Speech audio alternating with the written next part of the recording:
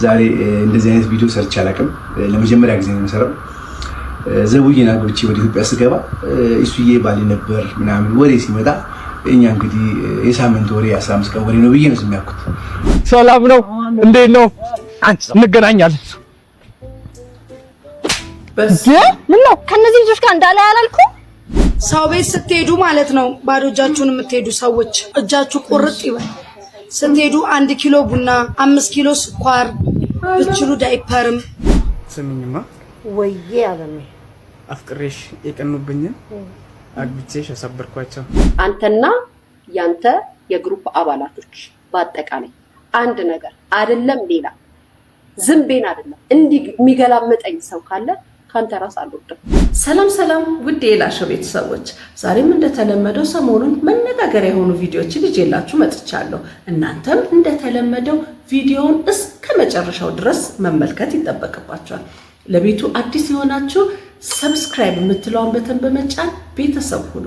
ለሌሎች እንዲዳረስ ሼር፣ ላይክ እንዲሁም ሐሳብ አስተያየቶቻችሁን ኮሜንት መስጫው ላይ አስቀምጡልኝ።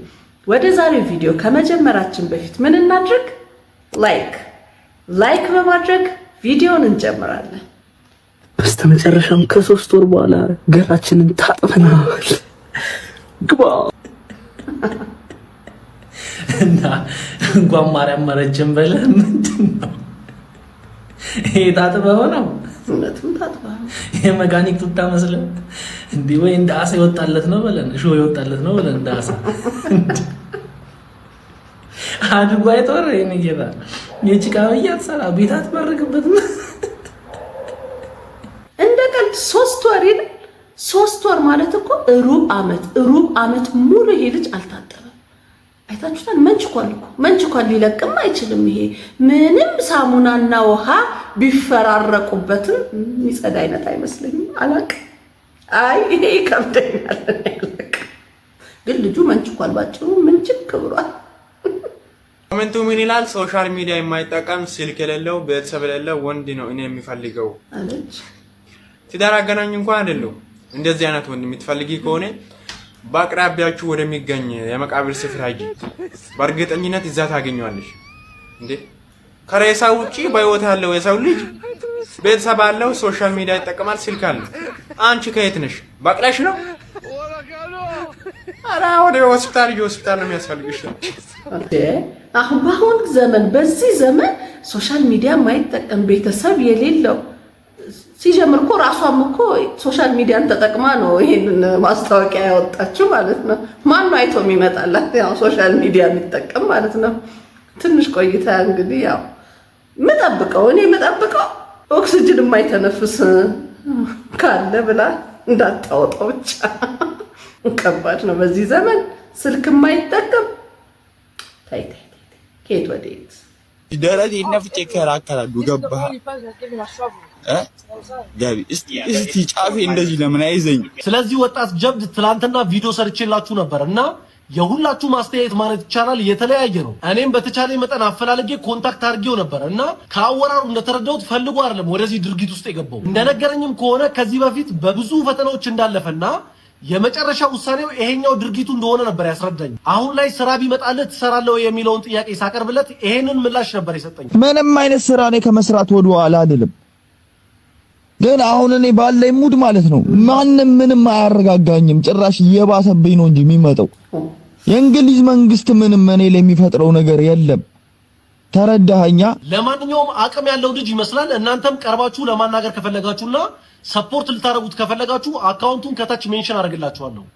ይሄ ልጅ ሰፖርት ማድረግ የሚቻለው በሐሳብ ብቻ ነው። ማለት ሐሳብ በመስጠት ምን ማድረግ እንዳለበት በመምከር ነው እንጂ የስራ ኦፖርቹኒቲ ያለበት ሀገር ላይ እንደማንኛውም ስደተኛ ስራውን እየሰራ መኖር ይችላል። እርግጠኛ ነኝ የገንዘብ ድጋፍ አይመስለኝም። ሆኖም ግን የሐሳብ ድጋፍ በደንብ ያስፈልገዋል። በቃ የሚመልሰው ሰው ያስፈልጋል። የሐሳብ ድጋፍ እየሰጡ እንዲመለስ ማድረግ ነው እንጂ ከዛ ውጪ ይሄንን በስንት ትግል ሰው ስንት በረሃ ላይ እየቀረ ማግኘት ያልቻለውን እድል አግኝቶ ደግሞ እንደዚህ መሆኑ ትንሽ ከበድ ይላል። በእርግጥ ያለበትን ሁኔታ አናውቅም፣ ከምን እንደመጣም አላውቅም። ግን ያው በተቻለ የሐሳብ ድጋፍ ቢያገኝ ብዬ እላለሁ። ሰው ቤት ስትሄዱ ማለት ነው ባዶ እጃችሁን የምትሄዱ ሰዎች እጃችሁ ቁርጥ ይበል። ስትሄዱ 1 ኪሎ ቡና፣ 5 ኪሎ ስኳር ብትችሉ ዳይፐርም ካልቻላችሁም ጤፍም 50 ኪሎ አትቸገሩ። ጤፍ የኔ እናት ይሄ እኮ መታችሁ ጠይቁኝ አይደለም ቸግሮኛል አስቤዛ አማሉልኝ ነው የሚባለው። ሐሳብ የሌለ ሰው ቂጡ ዘንባጣ ነው። ኧረ አንቺ መላጣ ነው። ተቀምጣበታለች። መቀመጫ ማን አለ? ማዳመጫና መላመጫ ነው እንጂ። ለነገሩ ከሌሎቹ ያንቺ ይሻላል። ሰው እንደዚህ አይነት ነገሮችን ማስተጋባት ትቶ ቲክቶከሮች ላይ ነው አይኑ ያለው እኮ ወገን። የሰው ኑሮ እንደ ለቅሶ ቤት ካርታ ተፈውዞልሻል። ጭራሽ መተሽ 50 ኪሎ ጤፍ። ሰው ሲመጣ እጁን አትዩ፣ ከቻላችሁ እግሩን ይዩት። ከመጣ ይበቃል። ኧረ በል እንደዚህ የምትሉ ሰዎች ከዚህ ሁሉ ብናስተዳድራችሁ አይሻልም? በምን በሕገ መንግስቱ ከባድ ነው። 50 ኪሎ ጤፍ ሰው ለመጠየቅ ሲኬድ ምናምን ኧረ ወዴት ነው ያለ ነው። አሁን ላይ እኮ ሰው ያው ለመገናኘት ለመጨዋወት ነው በብዛት የምንጠያየቀው። እንዴት ነሽ ለመባባል ነው እንጂ እንደዚህ አስቤዛ ለማሟላት አይመስለኝም። ይሄ ከአስቤዛም አልፏል። በቃ ይሄንን ይዘን የምንሄድ ከሆነ አንደኛችን ንግድ ፍቃድ አውጥተንላት ያው ብትነግደውም ብዬ እላለሁ። እንደኔ ነው። ይሄ ዘመድ ጥየቃ ሳይሆን ቀጥታ አዲስ ንግድ ማስጀመሪያ ነው። በቃ ይሄን ሁሉ ይዘን ከሄድንማ በቃ ከባድ ነው። ሰው ይሸሻታል። እኔ ሰው መሄድም አይመስለኝም። የሽምግልና አበባ ችግር አምጥቷል ጋይስ። የሁላችሁ ከሰሞኑ ሶሻል ሚዲያ ላይ በጣም ትልልቅ አበቦች ማለትም እስከ 1.5 ሚሊዮን ብር የሚሸጡ አበቦች ማለት ነው ሶሻል ሚዲያ ላይ ሲዘዋወሩና በሽምግልና ወቅት ለሴቷ በስጦታ መልኩ ሲቀርቡ እንግዲህ ሁላችንም ያየነው ጉዳይ ነው። በተጨማሪም ደግሞ ለምደነዋል። ታዲያ ጉዳዩ ሴቶች ከሚያገባቸው ወንድ እንደዚህ አይነት አበባ ግዴታ ኤክስፔክት ያደረጉ በመሆኑ ታዲያ ወንዶች በተለይም ደግሞ ይሄንን አፎርድ ማድረግ የማይችሉ ወንዶች ክስተቱ ትዳርን እንዲፈሩ እንዳደረጋቸው እንዲሁም ደግሞ ለትዳር ያላቸውን አመለካከት እንደቀየረ እንግዲህ በተለያዩ ሶሻል ሚዲያዎች ላይ ጉዳዩን እየተቹት ሀሳባቸውን እየገለጹ ይገኛሉ። በተጨማሪም ደግሞ አብዛኛው ሰዎች አሁን ላይ ይሄ የሚደረጉ የሽምግልና ስርዓቶች በፊት ላይ የነበረው ኢትዮጵያዊ የሆነ የሽምግልና ስርዓቶች እየተውናቸው ነው እንዲሁም ደግሞ እየረሳናቸው ነው የሚሉ ሀሳብና ትችቶች እንግዲህ እየተነሱ ይገኛሉ። እናንተስ በዚህ ጉዳይ ላይ ምን ትላላችሁ? ሀሳባችሁን በኮሜንት ላይ አጋሩኝ። እናንተስ ምን ትላላችሁ? እስኪ ኮሜንት ላይ አጋሩኝ። አንተ ለምንድን ነው ሽማግሌ ማልከው? ለምንድን ነው የምልክልሽ? 10 ቤት ገመችስ፣ በዛ ላይ ደግሞ በተሳቢ የሚጫን አበባ፣ በዛ ላይ ደግሞ ታዋቂ ሰዎች 10 ምናምን ታዋቂ ሰው ከየት አባታ ምንጭ ነው የምልክልሽ? እንዴ እንደዛ ከሆነ አታገባኝማ። ጥንቅር ብለሽ መቅረት ትችያለሽ። ይኸውልሽ ከፈለግሽ የቅብ አበባ ልስጥሽ፣ እንደ ባህላችን 3 ሽማግሌ ላክ። ከዛ ውጪ አይመለከተኝም። እሺ አሁን ላይ ያለንበት ሁኔታ ይሄ ነው። እንግዲህ ይሄ ሽምግልና በጣም እየከበደ መጥቷል። እያየን ያለነው እኔ የአይኤምኤፍ እጅ አለበት ብዬ ነው የምለው እኔ እንጂ በጤናው እንዲሆናል ሚስት ለማግባት አይመስልም። በቃ የሆነች አንድ መንደር ለማቋቋም ነው የሚመስለው እና ከበድ ይላል። ወንዱም ላይ ጫና ያሳድራል። እንዴት አድርጌ ነው ይሄን ነገር ከበር ማድረገው ይላል። ሴቷ ላይ ደግሞ እሷ እንደዚህ ተደርጎላት ለኔም እንደዚህ ይሁንልኝ አይነት ነገር ይመጣልና እባካችሁ ቆመን እንዳንቀር እንተሳሰብ። ይሄ የሽምግልና አካሄድ እኔ በጣም እያስፈራኝ ነው። በቃ እኮ ሰርግ አንደግስም በማለት የመጣ ነው። አሁን ላይ እንደዚህ ታይ ከሰርግ በላይ ነው ያለው ነገር የምናየው ነገር ማለት ነው። እባካችሁ ይሄን ነገር ወደ ድሮ እንዲመለስ ማድረግ አለብን ብዬ አስባለሁ። ሰላም ሰላም፣ እንዴት ነው? አረ በስራ ሰላም አንባልም። አንዴ ሰላም ልበላቸውና ልምጣ። ሰላም ነው? እንዴት ነው? እንገናኛለን። ምን ነው ከነዚህ ልጆች ጋር እንዳለ ያላልኩ? አንቺን ምን አደረጉሽ? በቃ ደስ አይሉኝም ነው ወይስ ትዕዛዜን መናቅ ነው? ሰማኛለህ? ይሄን ግንኙነት ማትፈልግ ከሆነ ሊቀር ይችላል። እሺ ወይኔ ወይ እነሱን ትመርጣለህ? እሺ ነይ። ከናንተና ከሷ አንዱን ምረጥ ብላኛለች። ምን ታስባላችሁ? ከኛ ጋር ኳስ ማየት ካልፈለክ እሷን ምረጥ። በችክ ብለህ አብሮ አደጎችን የምትተው ከሆነ ይመች። ትዝ ይልሃል ቀበና ወንዝ ውስጥ ሰምጠህ ህይወትን እኔ ነበርኩ ከተረፍኩልህ። ዛሬ ዞራ እኔ ነው ጋኝ። አዎ ልክ ነህ አንተ። እሷን ለመጀመሪያ ጊዜ ለማግኘት ስትሄድ 200 ብር ነው አይደል የሰጠው? እሱን ትረሳለህ? አልረሳም፣ አስታውሳለሁ። እና የኔ እህት ሌላ ህይወት ፈልጊ፣ ከኔ የተሻለ ሰው ይገባሻል። አንቺ ማለት እጅግ መልካም ክፉ ሴት ነሽ። አመሰግናለሁ። ሻይን ጠጣ። የኔ እህት አንዳንድ ጊዜ ምርጫ የምንሰጣቸውን ነገሮች ማወቅ አለብን እና ሴቶች ከጓደኛ ጋር ቱን ከዚህ ጋር አልፎ የመጡበት ህይወት ነው እና አንዳንዴ መጥፎ ጓደኛ ሊያጋጥማቸው ይችላል። ያንንም ታዲያ በምርጫ አይደለም የምናስመርጠውን ነገር ማወቅ መቻል አለብን እና በንግግር ቢሆን መልካም ነው ማለት በመነጋገር ይሄ እንደዚህ ስለሆነ ነው ብሎ ቢነጋገር በጣም መልካም ነው ብዬ አስባለሁ። ግን ምርጫ እኮ የምናካሄደው አንድ አይነት ለሆነ ነገር ነው አይደል እንዴ? የወንድ ጓደኛ ከወንድ ጓደኛ ጋር ልናማርጠው እንችላለን። የሴት ጓደኛን ደግሞ ከወንድ ጓደኛ ጋር ምረጥ የተለያየ ነው፣ የራሱ የሆነ ድርሻ ነው ያለው። ምክንያቱም አሁን ለምሳሌ አፕልና ሽንኩርትን አናወዳድርም አይደል? አፕልን በፍሩትነቱ ስንበላው ይጣፍጠናል፣ ሽንኩርትን ደግሞ ወጥ ውስጥ ጨምረን ስንሰራበት ይጣፍጠናል። ሁለቱም ያስፈልጉናል፣ ሁለቱም የራሳቸው የሆነ ተግባሮት አላቸው ማለት ነው። ስለዚህ ሴቶች እየተጠንቀቁ ምርጫ የምንሰጠውን ነገር ብዙዎች ላይ እናያለን። ከቤተሰብና ከኔ ምረጥ፣ ከእህትና ከኔ ምረጥ ነው። በቃ የእህት ፍቅር ለብቻ ነው፣ የቤተሰብ ፍቅር ለብቻ ነው፣ የአንቺ ፍቅር ደግሞ የሴቷ የሚስቱ ፍቅር ደግሞ ለብቻ ነው። ስለዚህ የምናማርጠውን ነገር ብንለይ ያው መጨረሻው እንዲህ ነው፣ ጥሏት ሄደ ማለት ነው። በቃ እንዲቻላል እንዴ በለው እንዲቻላል እንዴ አረ እንዲቻላል እንዴ ይቻላል እንዴ አረ እንዴ ወጥ በሳፋ ኧረ ተው። የፈለገ አዲስ ቢሆን ሲታይ ደስ አይልም እንዴ። ምንድነው ድር የላችሁም? ጎረቤት የላችሁም? ደስታ አትዋሱ፣ ሳህን አትዋሱ። 2018 በሳፋ ያለው በቃኝ፣ በሳፋ ያለው በቃኝ፣ በጣም ያለውስ ጌታ ወይ ህንድ ነው በለኝ። ያቺው ካንትሪ አለኛው ሻ እውነቱ ያስብላል። ዘጋኝ እኔ በቃኝ፣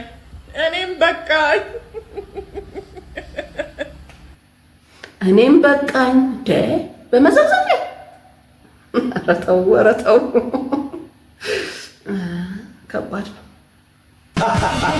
እሺ ባለሀብት ልቋምንት፣ በመጨረሻ ልጠይቆት የምፈልገው ነገር ይህን የሀብት ማማ እንዴት ሊጎናጸፉ ቻሉ? ይሄን አንተ ታልተዋልሽኝ አይደል? ለማንኛውም ወደ ሀብት ለመምጣት ቀላል ነገር አይደለም። በጣም ብዙ ስራዎችን አግበስብሻለሁ። በመጀመሪያ ሸንኮራ ሸጫለሁ። ሸንኮራ መሸጥ። በሁለተኛ ሊስትሮ ሰርቻለሁ። ሊስትሮ መስራት። ሶስተኛ እንቁላል ሸጫለሁ። እንቁላል መሸጥ። ከዛ በኋላ ነው እንግዲህ ቢሊዮነር የሆንኩት። እንደ ማንኛውም ባለሀብት ማለት ነው። እንደ ማንኛውም ባለሀብት ጉዞ ወደ ቢሊዮነርነት። ኧረ በእናትህ ደህና ነገር መርቅልኝ። ምን ሆነህ ነው? ሁለት አንጓ መረቅኩ እንዴ ማለት ያው በቃ ሁለት አንጓ ሸንኮራ ተወዷል።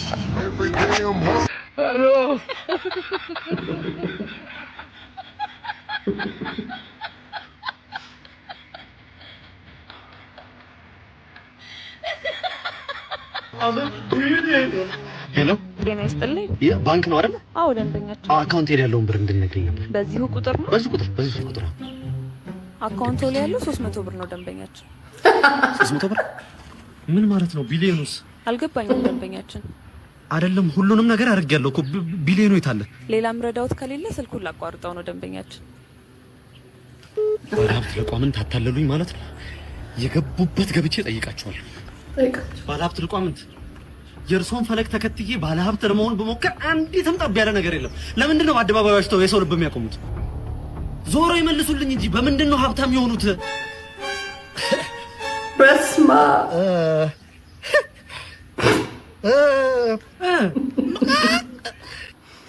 እንግዲህ በመተት ነው እንግዲህ ዶሮዋን እያሳየ ያለው። ጥቁር ዶሮ እኛ የምናውቀው እንግዲህ ያው ትርጉሙ ሌላ ነው። ግን በአብዛኛው የኛ ሀገር ባለሀብቶች ከምን ተነሳችሁ ሲባል አሁን ሸንኮራ በመሸጥ ሊስትሮ በመጥረግ ምን ይላሉ። በእርግጥም ይላሉ፣ መነሻቸውን ይናገራሉ። ከዛ በኋላ እንዲች መሀከል ላይ ያለችዋን ነገር ግን አይነግሩንም። በቃ መጨረሻ ላይ ግን በቃ ባለ ፋብሪካ ሆነዋል፣ ቢሊዮነር ሆነዋል። ልክ እንዳሁኑ ማለት ነውና በትክክል ገልጸውታል ይሄን ነገር። መሀል ላይ ያለችው ክፍተት እንግዲህ በምን እንደምትሞላ የለውበት ስሚኝማ ወይዬ አለሜ አፍቅሬሽ የቀኑብኝን አግብቼሽ አሳበርኳቸው። ደስ አይልም ወይ ገባ መቼም ብቻ ገና ነው እንጂ በደንብ የሚያብሩ ጨርቃቸውን ጥለው እስኪሄዱ ድረስ በጣም ነውር የማያውቅ ጥንድ አብዶ የሚያሳብድ ማለት እናንተን ነው። ለማንም ባምቡሊያን ብለን አብደናል። እኔ ራሱ ይህንን ቪዲዮ የምለቅላችሁ ከአማኑኤል ሆስፒታል ሆኜ ነው። የጠረጴዛ ልብስ ለብሰ ነው አንተኛን ጨርቅ የምታስጥለን 2 ሰዓት የለበለበው የጭቃ ብዬ መሰላችሁ? የአያትህን ማህበርተኛ አቅፈ አፈቅርሻለሁ ትላለህ፣ አታፍርም? እንዶ ቢያንስ አፈቅሮታለሁ እንኳን አትልም? እርሱስ ቢሆኑ እንደ ቮልስ ባትሪ አይኑትን እንዲያብርተው እኩዮቹት በየቤታቸው ተንበርክከው ለሀገር ሰላምና ለልጅ ልጅ ይጸልያሉ። እርሶ የድሩ ሊቀመንበር የልጅ ልጅ አቅፈው እንደ ዳቦ ቤት ሊጥ አልጋ ላይ ይንከባለላሉ። ነውር አይደለም እንዴ? ድሮ ወላጆቻችሁን አትፈሩም ነበር የሚባለው። አሁን በወላጁ እኮ ባሰ። ወይስ እኛ ሳንሰማ እንደው የአያትንና የልጅ ልጅን የማባለግ ቻሌንጅ ተጀመረ? የአሮጊት ቅሌታም የልጅ ልጅ አይመርም አሉ። ኧረ የአሮጊት ቅሌታም የልጅ ልጅ አይመርም። እኔ ምንም ልል አልችልም። ብቻ ግን ባልተብየው በቃ ስኳር አታብዛ፣ ቀንስ፣ ቶሎ እንዳታረጅ ስኳር አታብዛ፣ ይቅርብክ። በእድሜ ያሉትን ብትይዝ ይሻላል። እስኪ አንዴ ሄኖክን ሰምተነው እንመለስ። 3 ዓመት ሙሉ ነው መከራ ይበላ ነው። ለዚህ ፊልም እወዳችኋለሁ፣ አከብራችኋለሁ። እሺ የምሬን ስለታገሳችሁኝ በጣም አመሰግናለሁ። የፈረጃ ፊልም እንግዲህ በመጨረሻም ፍጻሜው ላይ ደርሷል። የፕሮጀክት በገንዘብ ማሰባሰብ ሂደቱ ካለፈባቸው ውጣ ውረድ ጀምሮ ለገጸ ባህሪው ኪሎ ለመቀነስ ከአሜሪካ እስከ አዲስ አበባ ላደረግከው አድካሚ ልምምድ ያለህን ጽናት አስገርሞናል። እውነት ለመናገር የልፋትህ ፍሬ ለማየት ሁላችንም በጉጉት እንጠብቃለን። ለምትወደው የፊልም ሙያ ለከፈልከው ዘመን ተሻጋሪ መስዋዕትነት እንግዲህ ከልብ ክብር ይገባሃል። ፈረጃም ቶሎ ጨርሰህ እንድትመጣ እንመኝልሃለን። አድናቂዎቹ በሙሉ ደግሞ ያላችሁን አድናቆት እስኪ በኮሜንት ላይ ግለጹ። በቃ የለፋበትን ፍሬ ማየት ማለት እንደዚህ ነው። በቃ ለሚፈልጉት ነገር እስከዚህ ድረስ መስዋዕትነትን ከፍሏል። ሄኒ ይመች በእውነት እና በቃ እኔም ራሴ በጣም ጓጉቻለሁ ፊልም ወጥቶ እስከማየው ድረስ። በጣም ብዙ ሀሜት ደርሶበታል፣ በጣም ብዙ ለፍቷል። እንግዲህ እንደምታዩት ነው ያን የነበረ ሰውነቱን እስከዚህኛው ድረስ መውረድ ማለት በጣም ከባድ መስዋዕትነትን የከፈለው። እንግዲህ ፊልሙ ወጥቶ እስከማየው ጓጉቻለሁ በጣም። ወገን መተናል። ድስት የሌለውን ሼፍ ይዘናል። ዋው እንዴት ቻልክበት ጌትዬ! እንቁላሉ ይልሻል፣ ላውንደሪ ገብቶ ይተኩስልሻል፣ ቲማቲሙም ይመጣል፣ እሱም በደረቁ ይታጠባል። በቴቴ ይህንን በላ ነው ቀመሰ ነው የሚባለው። ቤተሰቦች ግፈኞች እኮ ናችሁ። ጆሲ አትበላም ትላላችሁ። አሁን ይህ ምግብ እንኳን እኛ በልተን ለራሱ ሲበቃል። ቤተሰቦች ለራሱ ይበቃል። እኔ በቃኝ፣ እኛም በቃ ታውቂያለሽ ማን እንደሆንሽ ታውቂያለሽ። በአራት አፈጠርተሽ በፈረስ በራይድ በሴፍም በያንጎ አራቱም ሲመጡ ርካሹን መርጠሽ ልትይ ነው ወይ ጎ። ማን እንደሆንሽ ታውቂያለሽ፣ ማን እንደሆንሽ ታውቂያለሽ። የሾፌር እንግልት ምንም ባይገባሽ ነዳጅ ላይ ሸት ማድረግ እንዴት አስቻለሽ። ማን እንደሆንሽ ታውቂያለሽ። እንግዲህ ሰሞኑን ቦቢቶሚ ያወጣው ማን እንደሆንሽ ታውቂያለሽ የሚል ነው። በቃ የቀረ ቲክቶከር የለም። ያው ሁሉንም ተናግሯል። ግን ያው ተቃውሞም ሊገጥመው ይችላል። ግን ደግሞ ይህንን በተመለከተ ያው ያለንን ነው እውነታውን የተናገረው በማለት አንዳንድ አስተያየቶች ሰምተን ነበረ። እስኪ ከነዛ መካከል ዮኒ ማኛ የሰጠውን እንስማ።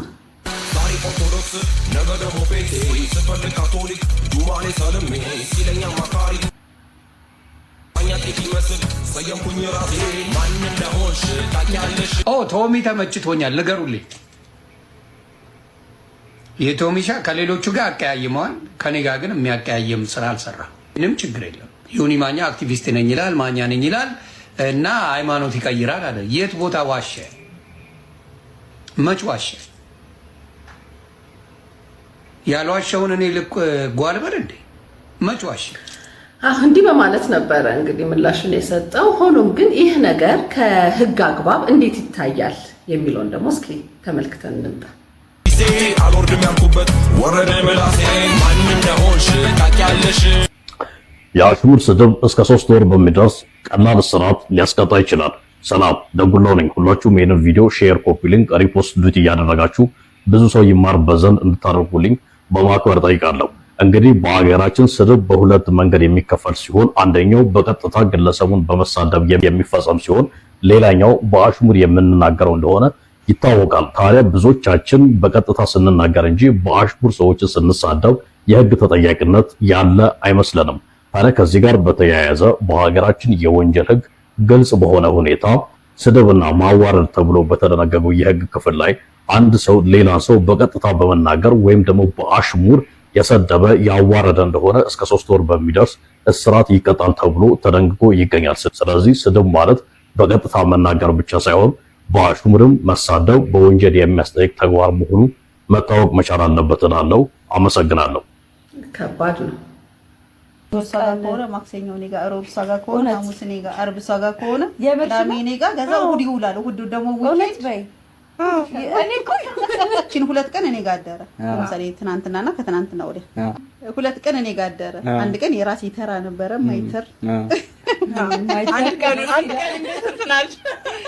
አንድ ቀን የተጨመረው ኤርፖርት የሚሄድ ነበር።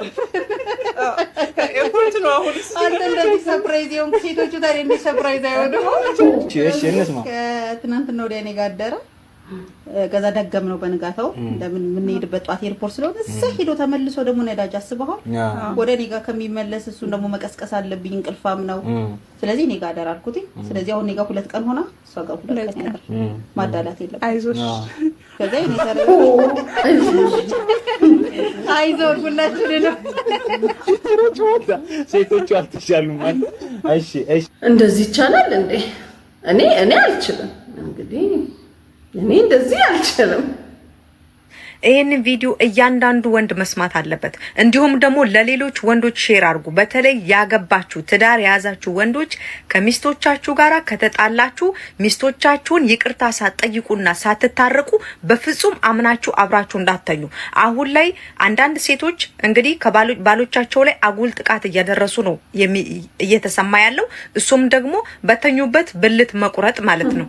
ስለዚህ አንዳንድ ወንዶች አላችሁ በሚስቶቻችሁ ላይ ቺት የምታረጉ ከዛም አልፎ ደግሞ ይሄ ሁለተኛ ሚስት አገባለሁ የሚል የምታወሩ አላችሁ። እንግዲህ ሴቶች እንደዚህ አይነትን ነገር ይሄ የሚወዱትን ሰው መጋራት ስለማይፈልጉ ቀጥታ ወደ ማጥቃት ውስጥ ሊገቡ ይችላሉና ከአንዳንድ እንግዲህ ብልቱን ቆርጣበታለች። ውሸት ለመሰላችሁ ይሄው አሳያችኋለሁ። ሴፉ በተኛበት ነው አደጋው የደረሰው። አዎ በተኛውበት ነው። ያው አብረን በተኛንበት ነው የደረሰብኝ። የልጆች ነቃ ብዬ ወጣ ብዬ ነው ተመለስኩኝ። ከዛ አደጋው አጋጣሚ ተፈጠረ። ሲፈጠር እኔ ነቃውና ተነሳው። ነቅቼ ስነሳ እሷ ሮጣ ወጣች። ሮጣ ስትወጣ አባረርኳትና ያስኳት። ሲይዛት ደግሞ አጋጣሚ የቆረጠችበትን ቢላዋን በእጇ ይዛለች። በእጇ ይዛ አባሬ ያስኳት። አንድ ጊዜ ከያስኳት በኋላ ደግሞ ጋፍትራኛ አመለጠች። ለሁለተኛ ጊዜም እንደዛው ሮጬ ያስኳት። ሲይዛትም በመጀመሪያውም ብላዋ እጇ ላይ ነበር፣ ሁለተኛ ጊዜም ብላዋ እጇ ላይ ነበር። ከዛ ሁለቷን እጇን ያስኩና ጨዋታ ወጣ። እሷም ጮኸች። እኔም ደግሞ ህዝብ ለህግ አዳኙን ለህግ አድርሱን ብዬ እኔ ስናገር ህዝብ ቶሎ ወጣ አለ። ወጣ እንዳሉ ደግሞ ሁለት እጇን ያስኩና እኔ ከነብላዋ ለነሱ ሰጠው። ለነሱ እኔ ከሰጠው ከባድ ነው። አያድርስ ነው የሚባለው። ይሄ ነገር በጣም በጣም ከባድ ነው። ምንም ልል አልችልም። አያድርስ። እኔ የቤቱ ራስ ነኝ። እሺ አንቺ ሁሉ ጊዜ ገብተሽ ኪችን ምግብ መስራት አለብሽ። ቀኑ ሙሉ ቁጭ ብለሽ ቲክቶክ መጠቀም አቁሚ። ምን አይነት ስነ ምግባር ነው? እንደዛ አላት። አይገርምሽም? እንደዛ ማለት እንዴት እንደዛ ይባላል? እኔ ምን አውቃለሁ? በጣም ይሄ ኖር ትልቅ ኖር። አሁን ይሰራልሽ ምሳ ጠረጠረጋ አድርገሽ ቶሎ ቶሎ። እንደዛ ባንድ ባሎች ግን አይገርምሽም? በስማ ወዲያው ትለወጣለህ ማለት እንዲህ ነው። ታሪክ ተቀየረ እዚህ ጋር።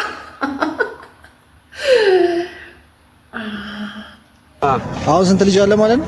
አሁን 89 ልጅ አለኝ። 89 ልጅ በህይወት አሉ ያልኳቸው በህይወት አሉ። ምንም ቅርነት የምሬን ነው።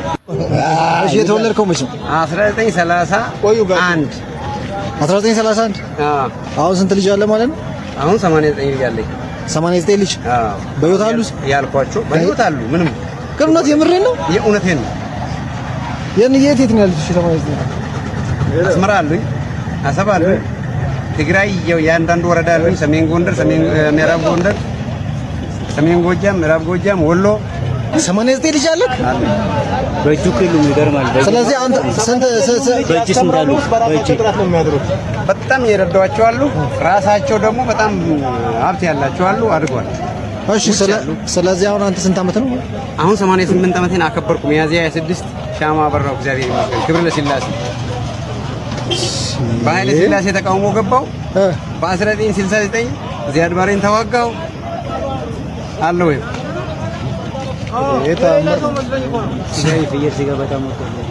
ስጋ ምን እንደምትወድ? ፍየል፣ ሾርባ፣ ወተት፣ እንቁላል፣ ማር የምትበላው? አዎ። ማትበላቸው ነገሮች? ማልበላቸው ነገር የለም፣ ግን የምወዳቸው ነው። የምጠላው ከምግብ የለም። ምን? ሩዝ ብቻ ነው። ሩዝ አልወድም፣ ቀይ ስር አልወድም። ከዚህ ውጪ ምንም የምጠላው የለም። በጣም ይገርማል። አሁን እኚህ ሰውዬ ጊዜያቸውን በአግባቡ ተጠቀሙበት ነው የሚባለው? እንዴት ነው የሚባለው? አብቃቅተው ተጠቀሙበት ነው የሚባለው? ግን እኮ እንዲህ ፊዚካሊም ሲታዩ እኮ የ88 አይመስልም። በቃ እንጃ። እኔ ገምቼ ብባል በቃ 40 ምናምን 50 በቃ ከገፋ ከሄድኩኝ ማለት ነው እንጂ 88 ጥሩ ላይ ነው ያሉት። በእውነት በጣም ጥሩ ላይ ነው ያሉት። ከዚች ሀገር እስክትወጣ ድረስ አንድ ነገር አንተና ያንተ የግሩፕ አባላቶች በአጠቃላይ አንድ ነገር አይደለም፣ ሌላ ዝምቤን አይደለም እንዲህ የሚገላመጠኝ ሰው ካለ ካንተ ራስ አልወጣም። ምናልባት አስጠቅቻት ከዚህ ሀገር ወጣለሁ ብለህ ከሆነ ሙሉ ፓስፖርት ስምህን አግኝቼዋለሁ፣ ኢሚግሬሽን አስተላልፍልሃለሁ። ይሄንን እንድታውቅ። ምክንያቱም የእናንተ ንግስት ምናምን የምትሏትም ቅርብ ወራጅ ናት የሚል ቪዲዮ ሰርታለች። ቅርብ ወራጅነቴ ከምን ላይ እንደሆነ አንቺም ታሳይኛለሽ። ቅርብ ወራጅ ይሄ ከዚህ በፊት ቤቴን ጠይቀዋል፣ የምኖርበትን አድራሻ ጠይቀዋል ብዬ ስናገር እንደ ቀልድ ነው ያያችሁት። አሁን ደግሞ ከትላንት ወዲያ ነው ምናምን ላይ እንትኗ ላይ ያቺኛዋን ተዋት ቅርብ ወራጅ ናት ብላለች። ስለዚህ በእኔ ነገር ላይ በልጄ ላይ በእኔ ላይ ማንም ምንም አያመጣም፣ እሱን አውቃለሁ። ነገር ግን ይሄንን ትኩረት ሰጣችሁ እንድትመለከቱልኝና እንድታዩልኝ። እዚህ ሀገር ላይ ተቀምጠው ቴሌግራም አደራጅተው መንግስት ሆነው የሚኖሩ ቲክታከሮች እና ከውጭ ሀገር ላይ ሰፖርት እያደረጓቸው የሚኖሩ ሰዎች እንዳሉ እንድታውቁልኝ። እነሱ እዛ ሀገር ተቀምጠው እየዛቱና ለሚፈልጉት ነገር እየሰሩ እያወሩ ያሉ ሰዎች ስላሉ ለደህንነቴ ሲባል የአዲስ አበባ ፖሊስ፣ ፌዴራል ፖሊስም እንቅስቃሴን እንዲከታተልልኝ ስል አስተላልፋለሁ ጋይስ። የስ አሁን ሊያ ላይ በጣም ተነስተውባታል ማለት ይቻላል። እና እንግዲህ እሷም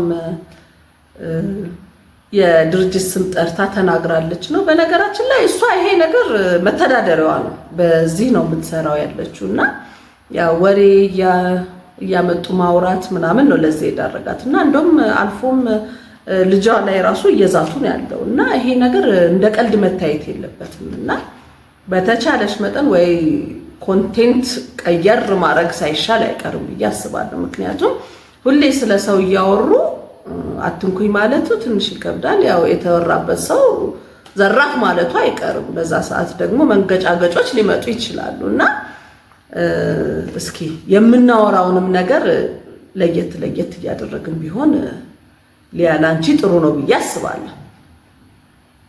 ዛሬ እንደዚህ አይነት ቪዲዮ ሰርች አላውቅም። ለመጀመሪያ ጊዜ ነው የምሰራው። ዘቡዬን አግብቼ ወደ ኢትዮጵያ ስገባ እሱዬ ባሌ ነበር ምናምን ወሬ ሲመጣ እኛ እንግዲህ የሳምንት ወሬ 15 ቀን ወሬ ነው ብዬ ነው የሚያውቁት። እንግዲህ ስቲል ነው ቀጥሏል፣ እስከ ቬሎም ደርሷል። እና እኔ ሴትዮን አላውቃትም። አንዳንድ ቪዲዮዎች ይሰራሉ እንደዚህ ዜና ሲሰሩ እንደዚህ እያመሳከሩ የሚሰሩ እውነት ያላቸው ሰዎች ሲሰሩ ሳይ ነው ይህንን ቪዲዮ መስራት የፈለግኩት። ያ ማለት እውነት መሰለ። እኔን ደውሎ አልጠየቁኝም። እውነት ነው ወይስ እያለኝ ሰው የለም። ስለዚህ አንዳንድ ወዳጆቻችን በሚልኩት ሜሴጅ የግድ መልስ መስጠት አለብኝ። ፋሚሊ ኦልሬዲ ያውቃል፣ ባለቤቴ ታውቃለች። ለማታውቁኝና እኔን ተረድታችሁኝ እኔን ለቀረባችሁኝ ፎሎወሮቼ መልስ መስጠት ስላለብኝ ነው የመጣሁት። ይሄ ነገር እንግዲህ አሁን የተጀመረው ዘውዬን ካገባ በኋላ ነው። ዘውዬ ነች የተናገረችብኝ፣ እሷን ነው። ምን አድርጋት እንደሆነ አላውቅም፣ ምቀኝነት ይሁን ምን አላውቅም። ስለዚህ እግዚአብሔር እንደሚያውቀው ውስጤ እንደሚያውቀው እኔ እንደማውቀው ሴትዮዋን አላውቃትም። ልጆቼን እንሰኝ እኔ ክርስቲያን በህይወቴ ውሸት ላስታርቅ እችላለሁ። ውሸት ወደፊት አያራምድም ብዬ ሁሌም የምናገረው ነገር ነውና እንደ እግዚአብሔር ፍቃድ ሆኖ ዘውዬን አግብቻለሁ። ካናደዳት እንደ ማንኛውም ሰው ልትናደድ ትችላለች። እንደ ማንኛውም ሰው እንደሚደሰተው እሷ ልትናደድ ትችላለች። ግን በህይወቴ አይቻት የማላውቅ ሴትዮ ቬሎ ገዝታ ጭራሽ ጌም እጫወታለሁ። ጌሙ ከሆነ የኔን ስም ጠርተሽ የሚስቴን የባለቤቴን ስም አንስተሽ አይደለም የግድ መናገር ያለብሽ፣ ወይ ደግሞ ጌም የምትጫወቱ ቢዝነስ ከሆነ ቢዝነስሽን ስሪ። እኔን አውጪ፣ እኔን ከሱ ውስጥ አውጪ። እኔ የማላውቃት ትልቅ ሴትዮ፣ እኔ የማላውቃት ሴትዮ ስሜን እያነሳች እስፔሻሊ ደግሞ የባለቤቴን ስም እየተናገረች እያነሳች ፕሊዝ ሊቭ ሄር አሎን። እኔ የማላውቃት ሴትዮ፣ እኔ አላውቅሽም፣ ልጆች አሉኝ፣ ቤተሰብ አለኝ። እነዚህ ታሪክ ያያሉ እኮ ያንቺም ልጆች ይኖራሉ፣ ታሪክ ያያሉ። ስለዚህ እውነታው የቲክቶክ ፋሚሊዎች ተደውሎልኝ እንደው ግልጽ አድርገህ ብዬ ነበር፣ አያስፈልግም ብዬ ነበር፣ ግን ለካ ያስፈልጋል። ስለዚህ እውነት እላችኋለሁ የማላውቃት ሴትዮች ቤተሰብ የምትበጠብጠውና እንደው እግዚአብሔር እሷንም እኔንም ይቅር በለኝ፣ አላውቃትም። አመሰግናለሁ። ከባድ ነው። እንግዲህ ለዛሬ ይዤላችሁ የመጣሁት ቪዲዮ ይህንን ይመስል ነበረ። ዘና እንዳላችሁበት ተስፋ አደርጋለሁ። ቪዲዮን ከወደዳችሁት ላይክ አድርጉት፣ ለሌሎች እንዲዳረስ ሼር፣ እንዲሁም ሀሳብ አስተያየቶቻችሁን ኮሜንት መስጫው ላይ አስቀምጡልኝ። እንደዚህ ፈጣንና አዝናኝ የሆኑ መረጃዎች በቶሎ እንዲደርሳችሁ ሰብስክራይብ የምትሏን በተን በመጫን ቤተሰብ ሁኑ። በሌላ ቪዲዮ እስከምንገናኝ ድረስ ሰላም ቆዩ።